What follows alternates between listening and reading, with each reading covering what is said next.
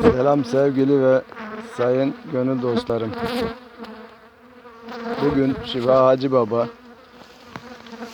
sonbaharın artık sonlarına gelip kışın başları civarında olduğumuzdan hava raporunun soğuyacağını belirttiğinden sizlere şifa üreten arılarımızın kışlık bakımını yapmak üzere arılarımızın yanındayız.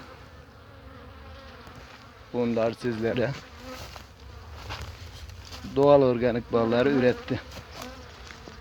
Çok çalışkan arı gibiler sanki. Bunlardan şimdi sizlere ilaç üretip kavuşturma hedefimiz şifa olsun.